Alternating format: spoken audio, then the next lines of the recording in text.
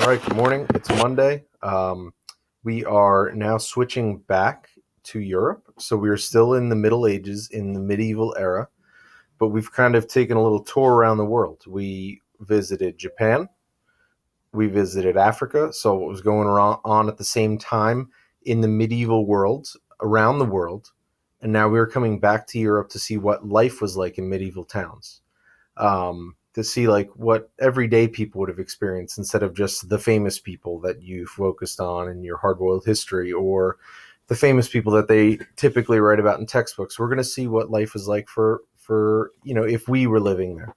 I'm going to do a quick Google Meet today for each class period, so just log on and say hi. But this is just an overview of the directions in case you are missing it. So today is the preview, and we're focusing on this image. And this image has a lot going on. There's a lot of things, and this image I want you to refer back to as we read the chapter throughout the week, and to see some different things that you're reading in this image. And this is something I really wish we were in school for, because we would have had a lot of cool discussions about it, and looked at the board and things like that. But so today is pretty simple. You have a question on Google Classroom, and the first question asks you to describe one thing in the image for each of these bullets. So describe to me where you see living conditions, good or bad, in this image. Describe where you see job opportunities, good or bad, in this image. Describe entertainment that you see in this image. All right, this is a picture or a painting of a typical medieval town. So living conditions, meaning like people were living well, or people were not living well, or were sick, something to point out living conditions in this image. All right, so somewhere in this image, and let's say you pick like this, right, or this guy for living conditions. Describe what you see and explain why it's living conditions. Let's say for job opportunities, you pick this guy hammering something on this box. Describe what you see and say why it is job opportunities. For entertainment, let's say you picked this kid.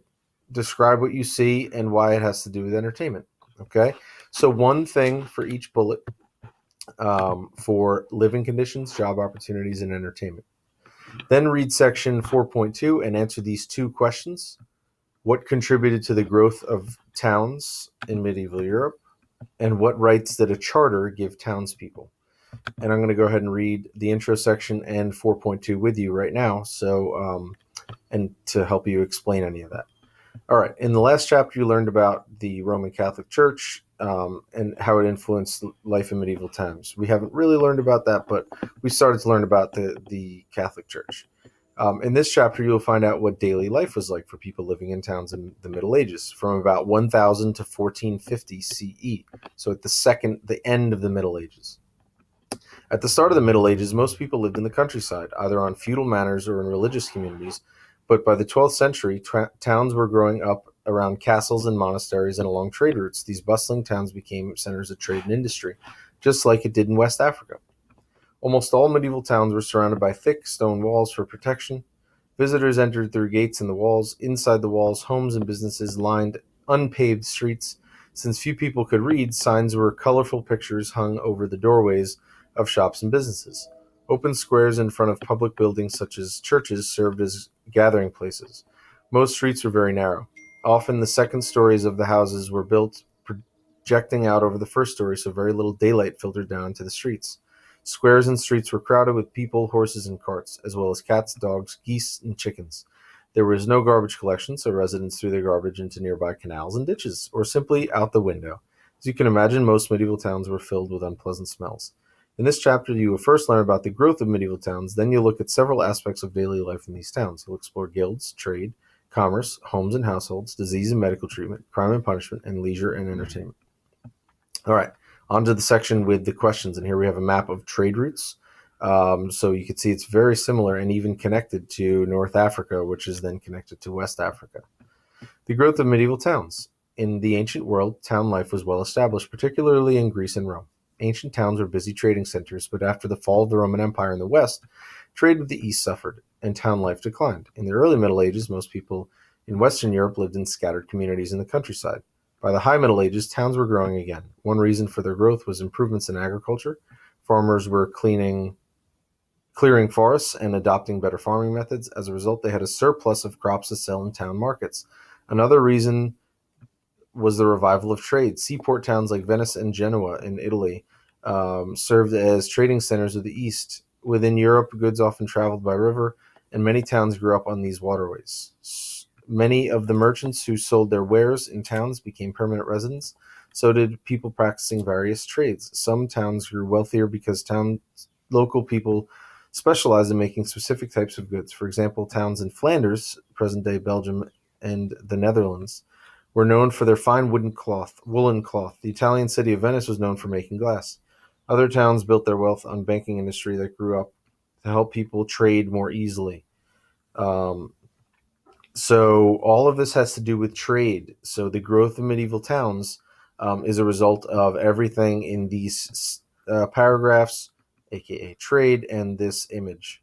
At the beginning of the Middle Ages, towns were generally part of the domain of the feudal lord, whether a monarch or a noble or a high-ranking church official. As towns grew wealthier, town dwellers began to resent the feudal lord's rights and demand his demands for taxes. They felt they no longer needed the Lord's protection or his interference. In some places, such as northern France and Italy, violence broke out and towns struggled to become independent. In other places, such as England and other parts of France, the change was more peaceful. Many towns became independent by purchasing a royal charter. And that's your third question today. The charter granted them rights to govern themselves, make laws, and raise taxes. Free towns were often governed by a mayor and a town council. Power gradually shifted from the lords to the rising class of merchants and craftspeople. So a charter is a written grant of rights and privileges by a ruler or government to a community, class of people, or organization. Okay, so answer these three questions, one by looking at the image, and the other two by reading that section that I just read to you aloud. And go ahead and hop on our Google Meet at class time, and we'll just say hey and just go over what the week looks like. All right, it's also a shortened week. Friday is going to be a very light day. I plan for it to be a catch-up day for those of you missing any assignments or need any makeup work in any other classes, because it is our half day before Memorial Day. All right, good luck. Let me know if you have any questions. I will see you on the Google Meet.